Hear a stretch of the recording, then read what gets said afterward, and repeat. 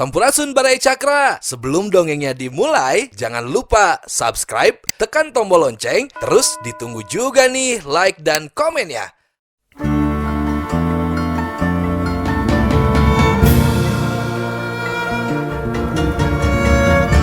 Baraya Cakra, parantos waktosna 80,5 FM Radio Cakra, midangkeun dongeng Sunda Dora-Dori.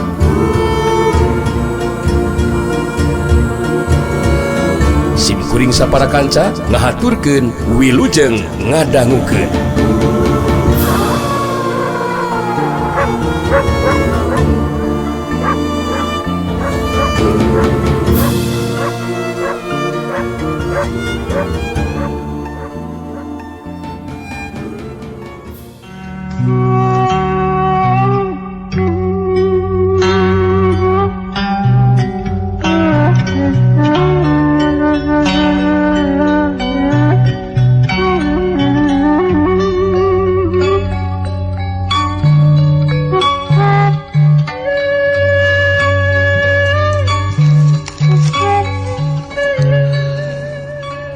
Barengan ku Jarakamba jeung Liman Barus.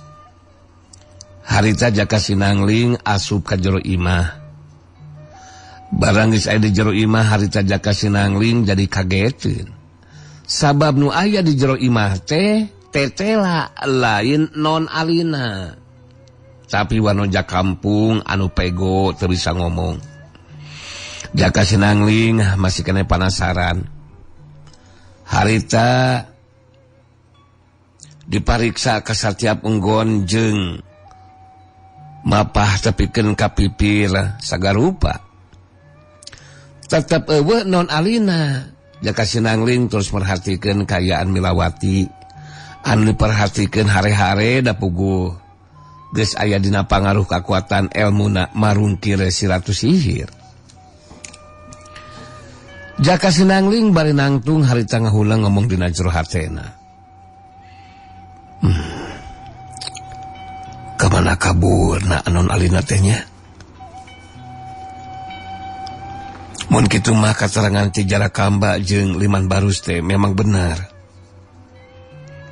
Siga nama non alina bisa ngamangpaatkeun mangsa sugarba eukeu ini. Saterusna bisa kabur.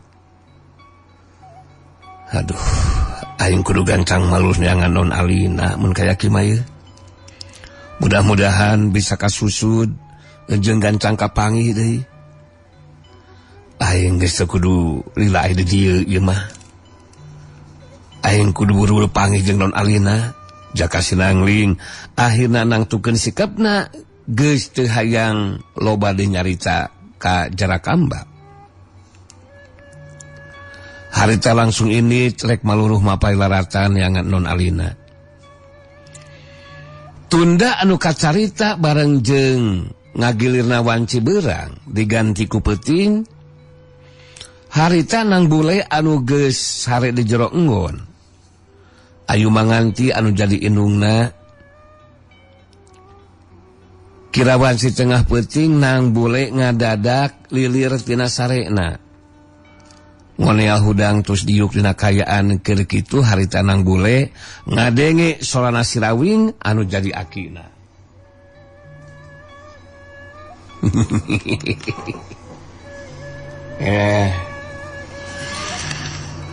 Cepung deui.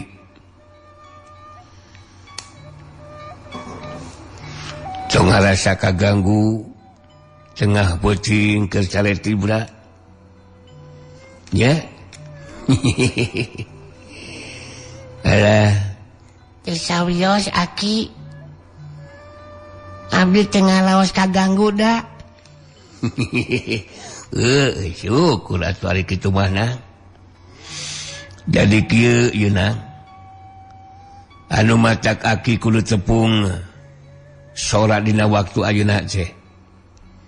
Sabab aya anu penting kudu ditepikeun ka diri hidupna. Oh, mohon mangga aki. Aki teh bade ngadungikeun naon teh kitu aki? Jadi kieu yeuna. Geus tepi kana waktuna apanan. Hidup teh kudu datang neangan atawa nepungan karama pamungkas anu aya di kampung Kawaluyaanang.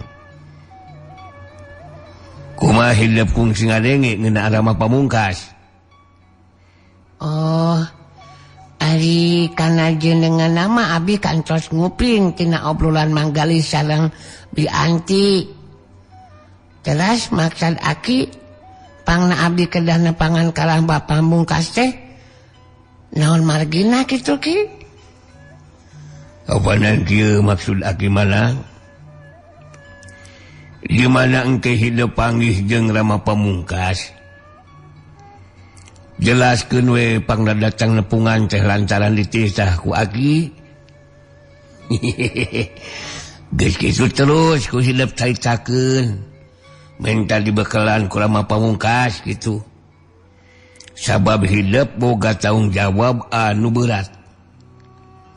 Nyaeta kudu mimpin barisan Dharma Yuda nah. Apanan bakal harapan kekuatan jahat anu kudu bisa diungkulan. Kitu nanti demi keur nanyeurkeun kabeneran jeung keadilanan. Pikeun kasalamatan rahayat di setiap pilemuran. Nu aya dina pangaruh jeung kakawasan Tuan Willem jeung Nyai Kintamani anu ngagantikeun Ki Warangkas. Apanan hidup tu kudu ngarasa era mun kudu minta dibekalan karama pamungkasna. Ke abdi masih kene rada bingung gitu ki. Bingung kumaha kitu na? Oh, eta maksud aki teh nyuhunkeun dibekalan naon kitu? Karama pamungkas teh dibekalan leupeut kitu. Sareng beuleum hayam. Nah, bakal mangrupi barang berharga anu diicalna aya hargaan gitu ki. Kanggo bakal berjuang acan nepi naon. Mana we abdi tumaros ka aki. Mohon, jasan jelas. Sok ki jelaskeun ka abdi ki. Iya. Apalan aki ge can bisa masihkeun rek mere bakal naon rama pamungkas ka hidup teh kitu na. Anu penting mah ku hidup caritakeun we karama pamungkas. Sakumaha anu tadi diomongkeun ku aki teh na. Cangke kali kumaha ceuk jawabanana ti rama pamungkas. Awanan geus kudu nanyakeun deui ka aki. Bakal kumaha jawabanana na. Eta mah kali engke we kumaha jawaban ti rama pamungkas. Kumaha kasih ana manang. Nuhun ka atos atuh pami kitu mah ki. Namun abdi apanan henteu acan terang ka kampung Kawalulyaan teh. Di mana lebah-lebahna bumina rama pamungkas teh ki? Aju perkara gampang eta manang. Semun gampang saja nutus apa pan abdi mah acan poekeun keneh ki. Apanan ku hidup ajakan we manggali. Anu geus kungsi ka padumukanana rama pamungkasna. Oh, mohon. Ngajakan manggali wae nya. Anjing upami kitu mah ku abdi bakal dibadantenkeun heula sareng Bi Anti kitu deui Mang Dika ki. Ngeunaan abdi sareng manggali bade ngabujang ka kampung Kawalulyaan. Mohon nepangan karama pamungkas. Apanan kitu nya ki? Aduh, ampun. Apanan memang aduh. Memang bener kitu nah. Dah ayeuna mah cukup sakitu heula we tepung sola urang teh na. Sok sarikeun we ayeuna mah. Opanan memang tunduh keneh ya teh ki. Alah, ngagole dewe nyakinya.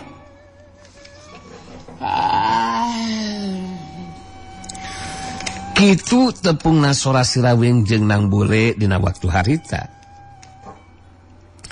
Dina poe isukna Nang Bule ngajakan babadamian Kalasanti jeung Sandika katut manggali di jero pasanggrahan Darmayuda.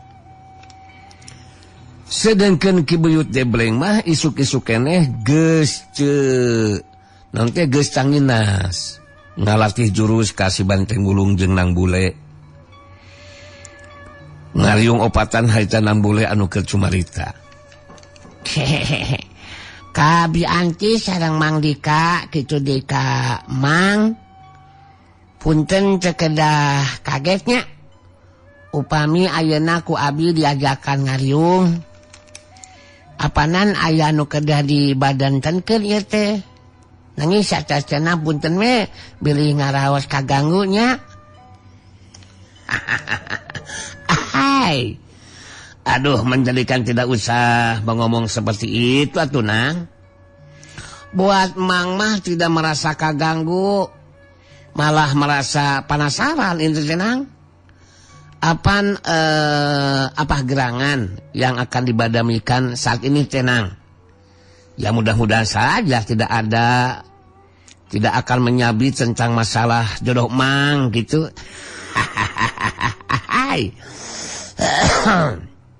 Bukan begitu nih Mas.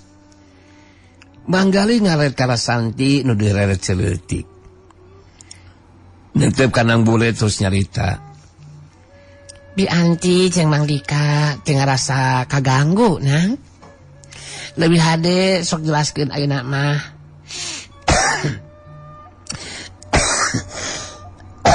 Ngeunaan masalah naon teh ya? Anu dek dibadamikeun dina waktu ayeuna teh Nang. Sandika milu mairan caritaan. Bener Nang. Sok jelaskeun rek abadamikeun masalah naon teh gitu. Janten kieu nya. Tadi wengi abdi teh tepung sora sareng Aki Rawing. Saurna teh tos waktuna abdi kedah nepangan ka Rama Pamungkas. Di mana engke tepang sareng Rama Pamungkas? Kedah nyuhunkeun bekal ka anjeunna. Apanan kieu jelas nama. Ku Nang Bule terus dicaritakeun ngeunaan keur wanci tengah peuting lilir tina sare jeung tepung sora jeung si Rawing anu jadi akina. Sakumaha obrolan dina waktu keur tepung sora dijelaskeun ku Nang Bule dina waktu harita. Sangeusna ngarasa cukup ngajelaskeunana harita Nang Bule mungkas kateranganana. Janten kitu tepung sora abdi sareng Aki Rawing tadi wengi teh. Apanan ari atos kieu mah sadayana oge janten kahar sanes. Wayahna we Mang kedah maturan abdi ngabujeng nepangan ka Rama Pamungkas nya Mang. Ya pokoknya tenang Nang ah. Mang menjadikan siap lahir batin Nang untuk merencangan membujeng kemanapun juga. Apalagi mau menepangan Rama Pamungkas, sepuh yang kasipuh ku pangaweruh, anu kapatri ku anu dipasti ku pangarti. Dan bagi Mang mah apa yang sudah disampaikan sama Aki Rawing nanti akan menjadikan terjawab. Kenapa harus menepangan beliau? Bukan begitu nih Mas. Benar gitu Manggali. Abdi gaduh keyakinan. Masa-masa Rama Rawing miwarang pun alo nepangan ka Rama Pamungkas. Upami sanes demi keur kapentingan urang sadayana. Sabab anu bakal disinghareupan ku barisan Darmayuda teh jelas bakal lebih berat mun dibandingkeun jeung kakuatan barisan Warangkas Jaya. Sandika milu mairan caritaan ditujukeun ka Nang Bule. Bang Dika ngarojong sapinuhna kana eta karapa maksudana. Jadi rek langsung poe ieu wae lumampah ka kampung kawaluyaan teh Nang. Mohon bade ayeuna we Mang Dika Bianti. Namun sacacana mios abdi sareng manggali badan nitipe kayaan di dieu nya. Margi masih kene seueur rupina mah anu bakal sarumping ka dieu teh. Jalaran hayang menangkeun hadiah sayembara teh ya. Janten upami aya anu sumping apanan eta mah tos janten tanggal walar Nabi anti sareng Mang Dika nya. Punten we abdi kumawantun nyarios kitu. Rasanti leuwih teu hilang ngajawab. Menan masalah eta mah memang sakuluna jadi tanggung jawab Bi Anti jeung Mang Dika nang. Jadi teu kudu ngarasa salempang. Anu jelas Bi Anti jeung Mang Dika ngajurung laku dibarengan ku pangdoa sing adina kalancaran sagala rupana. Lalu cek Kang Dika. Mohon kitu Anti. Jadi cek Mang Dika mah nang percayakeun we tayan di dieu mah. Ka Bi Anti jeung Mang Dika. Sebagian anggota barisan ge pan masih aya kene. Anu di daerah ieu henteu marulang kabeh. Mun memang ngabutuhkeun bantuan gitu nang. Ahai, ya kalau begitu mah kita mengerius sekarang saja nang supaya naon tes tidak lama-lama gitu tah. Sebab lebih cepat kan menjadikan akan lebih baik bagi kita mah ya nang ya. Mohon urang mios ayeuna we atuh Mang nya. Urang nyaros heula ka Uyut Jebleng. Nang Bule jeung Manggali. Geus kitu mah terus ini rek nepungan heula ka Uyut Jebleng anu keur ngalatih jurus ka si Banteng Hulung jeung Aceng Jeprut. Ningali karetangan Nang Bule jeung Manggali harita Uyut Jebleng ngeureunkeun heula latihanana. Aya naon ilaing sisinarieun datang ka dieu geuningan dak euy. Kumaha rek aya naon datang ka dieu teh? Wah. Nang Bulean ngejeng Manggalian. Kuneon dalatangan Kang jeung ngalangu paeung? Nah ngaya ngamancingan naon gitu? Coba caritakeun Nang Bulean. Terus terang Acengnya jadi penasaran gitu. Benar tuh. Terus terang masa-masa Nang Bule menyampurkan ka dieu. Benar tuh. Mun teu boga pamaksudan anu bade ditepikeun gitu. Benar tuh. Terus terang bisi aya jalma anu datang rek nyieun kaributan mah. Ya pokona mah tenang lah dihadapi ku si Aceng mah. Rek saha oge, swear Sebab kan ka si Aceng mah tepikeun ka eno oge kan. Aceng iya ku saha gitu terus. Makanya siapapun yang akan mengganggu Aceng Jeprut lah akan berhadapan mah. Nang Bule harita terus ngajelaskeun pamaksudanana rek pamitan ninggalkeun heula kampung kahuripan. Di baturan ku Manggali rek puluh mampah ka kampung kawaluyaan nyaeta napungan ka Rama Pamungkas.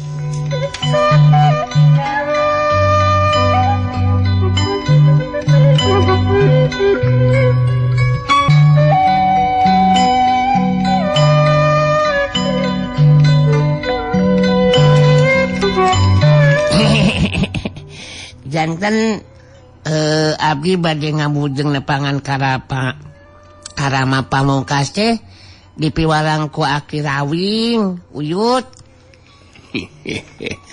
Atuh puguh kudu dilaksanakeun kangaranan dicicah ku Aki ilaing mah dak euy.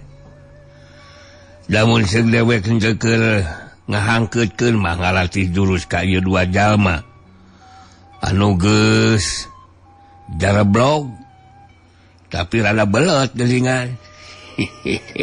Dewek hayang panggih sabenerna mah jeung Rama Pamungkas teh. Titip salam we ti dewek kitu nyadak euy. Mohon engke ku abdi didugikeun Yut. Mung titip we di dieu nya Yut nya bilih aya naon-naon Yut. Margi masih keneh aya sigana mah anu sarumping ka dieu teh. Pacali sareng biasa Yut. Hadiah sayembara teh ya. Oh kan bae dak euy. Masalah eta mah sakuno aya di dieu bakal disinghareupan dak. Anu penting mah sing dilancarkeun sagarupa kana pamaksudan we. Di lain kade tong dibawa nyasab nya. Dari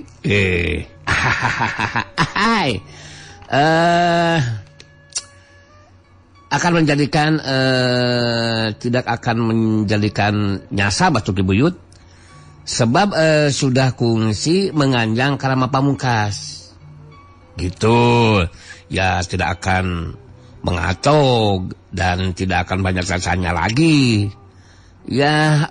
Kalaupun dalam perjalanan harus eureun dulu dan mengesian beuteung di warung ya sudah dibekalan sama Nyimas Sasanti untuk itu mah jadi tenang ke urang oge kibuyut. Wah, leurehanana ulah mindengan teuing atuh manggalian lain neon-neon supaya ceres tepikeun ka cemprat ngaluri tuju we. Lalu selamunan datang teh ngecong teprikeun naon teh wargan eta daanganana lain kunia naon bisi neruse nunutan ngomongan gitu teh nya da naon teh engeusan apalan anjing mah manggalian mah jeung leumana pejecan koreseneun gitu sanggeus naon teh calapangan gitu ngarek ngomong naon geus calangap gitu rek naon teh ngaceng. Terus terang tadi pimpinan nanti bukan kaayaan di dia bisi aya anu datang gitu bener teh. Terus terang ngeunaan masalah eta mah teu kudu dipake salempang bener teh. Terus terang rek sawae anu datang anu hayang menangkan hadiah sembara rek binasa ke akhir awing dihadapi lah ku si Ajeng Jeprut mah terus terang rek jago jeung jawara anu elmuna tingkat rendah tepikeun ka tingkat tinggi is okay no problem tidak masalah ke si Ajeng mah bener teh. Naon sababna? Sabab si Ajeng gejeul ku saha bener teh. Oh abdi ge percantel lah Kakang Aceng mah. Leber wawanen teuseun ku sasaha deui ka Bandungan basa keur aya Sugarba jeung marungkir ka dieu ge duikeun ka Cecerajel teu bisa dihalangan ku Uyut oge da teuseun ku sasaha si Mang Aceng mangnya tapi ari tos dijurungkeun teu dihalangan kala kacalas ngulas beuteung geuningan. Hai. Disitulah kehebatannya Aceng Jeprut tenang. Waktu itu juga kalau tidak mules beuteung mah pasti akan maju bertarung. Namanya juga tidak sieun ku sasaha atuh. Hai, siapapun akan dihadapi. Kita jangan lama-lama ngobrol nah ya supaya bisa cepat nyampe ke tempat tujuan. Latihan jurusnya dilanjutkan lagi Kibuyut. Sekalipun yang dilatih jurusnya menjadikan rada berat, dikeri sajalah. Oh siapa tahu lah sedikit demi sedikit lama-lama belet alah selamat tinggal. Ayo nang. Geus kitu manang bule jeung manggali. Terus ini dijajabkeun ku paneuteup Kibuyut Debleng jeung si Bantung Wulung katut Aceng Jeprut. Kirawanci kabeurangnakeun harita Rasanti jeung Sandika anu keur aya di jero pasanggrahan. Jadi katarik perhatianana waktu ningali aya 4 urang jalma anu rentang-rentang datang terus asup ka buruan. Eta 4 urang jalma teh nilikana kaya nama jelas lain jalma biasa. Pikeun nya kajawaraan mah geus teu asing deui ka eta 4 jalma anu datang teh sabab geus boga ngaran di dunya kajawaraan. Katalah 4 setan papandayan. Ningali kana eta kayaan harita Rasanti jeung Sandika pada muru kaluar ti jero pasanggrahan. Sedengkeun 4 setan papandayan ningali aya 2 urang jalma anu keluar ti jero pasanggrahan nangtung ngarendeng dina jarak sababar lengkah. Harita opat setan pajajaran pada ngeureunkeun lengkahna. Rasanti anu leuwih teu nyarita. Saha di kaopatan? Aya kepentingan naon datang ka ieu patempatan? Jawab. Barakala anu harita ngajawab.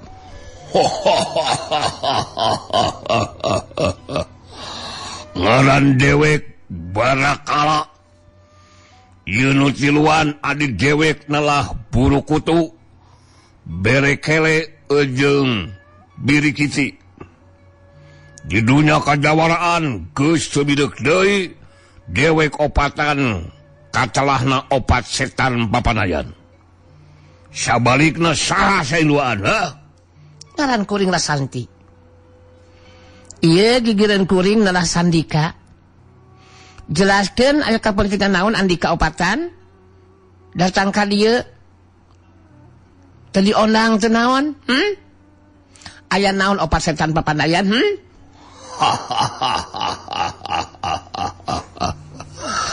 Dewek opatan. Dewek opat setan papanayan datang ka dieu lain lantung tabuh laku. Tapi boga karab hayang meunangkeun hadiah sempara anu diayakeun ku si Tuan Milem. Hartina opat setan papandayan datang ka dieu teh rek ngabinasakeun si Rawing. Mana si Rawingna? Sina kaluar ngabagiakeun kalacangan dewek opatan gitu. Rasanti jeung Sandika ngabagikeun paneuteup ka opat urang papandayan. Nyaeta opat setan papandayan. Dina sikapna anu tandas harita Rasanti terus nyarita. Si Rawing teu bisa diganggu. Sarta moal bisa kaluar ngabagiakeun Andika opatan. Kuring duaan anu ngajaga di pertempatan. Boga tanggung jawab kana kaselamatan dirina. Sandika biru nyambungan karena caitan Rasanti ditujukeun ka opat setan papandayan. Bener. Kuring duaan anu tanggung jawab karena keselamatan si Rawing. Buru kulu adina Barakala langsung kasinggung ningali sikap jeung ngadenge caitaan Rasanti kitu di Sandika. Bari ngabagikeun paneutepna ka Rasanti jeung Sandika harita buru kulu terus cerita. Si Rawing duaan moncong coba-coba ngahalangan Rasanti Sandika. Mun si Rawing teu bisa keluar, dewek ayeuna anu bakal asup ka jero mah. Kalau kumaha oge si Rawing memang kudu dibinasakeun. Sabab eta syarat pikeun meunangkeun hadiah sembara.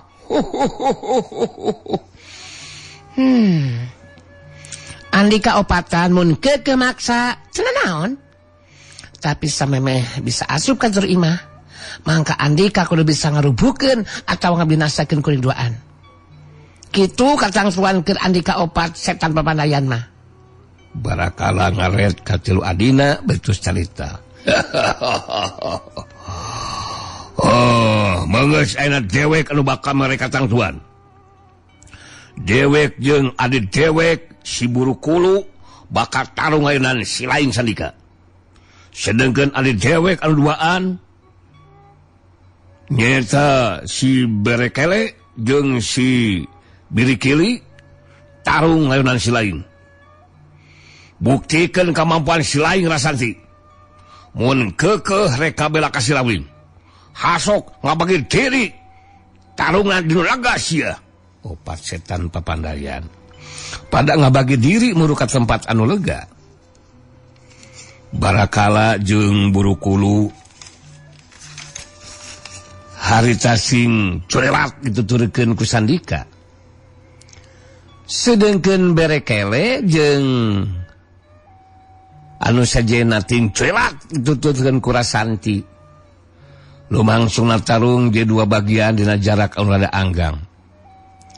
Barakala jeung buru kulu marancukeun dina tangtunganana. Pada musyrikeun panenteutna ka Sandika nu aya di hareupeunana. Barakala jeung buru-kulu bangun anu nguntup nakeran ka Sandika. Boga kayakinan moal make kudu lila maranehna duaan bakal mampu ngabinasakeun anu jilawan.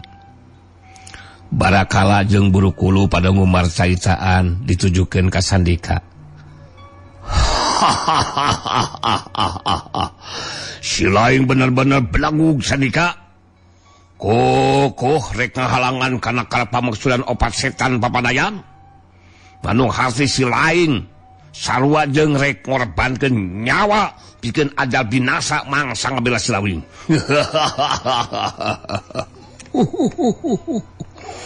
Mangkulu kawas maneh geus moal diberi ampun Sandika. Dina waktu lu ngarsa kodong, maneh pasila oge geus kajolor kodor sia. Sandika ngabagikeun panetripna ka dua orang lawana. Dina sikapna anu tandus harita nyarita. Sanajan kuring kudu ngayunan dua urang lawan. Tapi kuring moal rek karasa sentar. Demi keur ngabela si rawing, kuring bakal narohkeun nyawa. Sakuduna Andika dua ngarti sayembara didayakeun ku si Tuan Milem. Mangrupa cara pikeun ngaludombakeun antara kaum pribumi. Ieu teh jelas tindakan anu dilakukeun ku Andika teh salah kacida Barakala. Barakala jeung buru-kudu asma buru-kulu pada ngawangun pasangan. Wah, si laing montong lebah batot Sandika sia. Tadah sia parajang aing. Heya!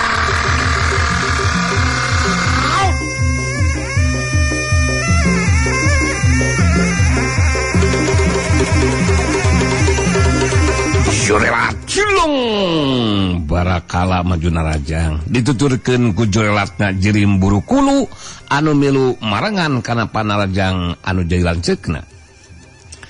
Dina ngalakukeun panarajang duanana cacan ngagunakeun bedogna. Sabab boga ijiran tanpa ngagunakeun pakarang bakal mampu hungkulan anu jilawan. Sedengkeun Sandika pikeun ngimbangan panarajang dua urang lawana. Harita ngagunakeun ulin karuhunan digabungkeun jeung jurus balagadigdeug. Panarajang Barakala jeung buru-kulu kawilang garak. Tapi kecepatan gerak dibarengan ku kakuatan tanaga lapisan, harita Sandika sapasang leungeunna mampu ngapendung panarajang dua urang lawanna pilih genti. Saukyuk geduknas, saukyuk geduknas. Daligdeug Barakala jeung buru-kulu pada ngadaligdeug menur ka tukang. Gancang duanana marancukeun tangtunganana. Sedengkeun Barekele jeung Birikili pada ngaranggap enteng Karasanti. Sabab ceuk pamikirna sanajan bener Santi wanoja anu boga kamapuan ilmu silat, tapi ngayunan dua urang lawan tangtu bakal bisa dirupukeun dina waktu anu ngan sakedeung. Barekele nutripsekeun Karasanti bari nyarita. Dewek nyaho si laing memang boga kemampuan ilmu silat Rasaji. Tapi kangaranan kudu ngalawanan dua urang lawan mah. Hei, bisa dipasikeun dina waktu nu ngan sakedeung. Si laing bakal bisa dilumpuhkeun ku dewek. Wah, sia. Birikili anu sorana cempreng harita milu nyarita ditujukeun ka Rasanti. Rasanti, maneh pangawak awewe jeung geulis deui. Pangawakan ge sampulur. Terus ayeuna maneh nekat demi ngabela si rawing. Rek taruh ngalawanan dewek duaan. Dina waktu moalila maneh bakal subuh nangkarak bari ngadengkak. Rasanti ngabagikeun panetripna ka dua orang lawana dina sikep anu tanes terus nyarita. Kurang ajar Andika. Andika duaan tuh kudu bakal nganggap enteng kalau jilawan. Mun memang Andika duaan boga karep mereka binasakeun kuring, buktikeun kemampuan dari Andika masing-masing. Si Rasanti muarek mundur sasiku ngejas ninggalkeun ieu tempat sat. Rasanti masak pedang caji putihna. Seret barasat. Ningali pedang caji putih anu ngabarasat. Ngaluarkeun cahaya bodas. Dua urang lawana jadi karageteun. Nilikana pamor eta pedang jelas lain pedang samarangan. Medina waktu anu bareng berekele jeung birikili pada marasat bedogna saterusna ngawalun pasangan. Rasanti bisa ngarti ngayunan dua urang lawan anu panarajangna oge pasti segalarang. Harita Rasanti saga diri pikeun ngalakukeun kombinasi jurus pedang caji putih. Jeung jurus pedang kilat bumi digabungkeun jeung jurus tapak darah suci berekele leuwih seheula maju narajang bari ngagelo. Urang mimitian kadungna Rasanti. Tanah siapa lajang layo. Ya.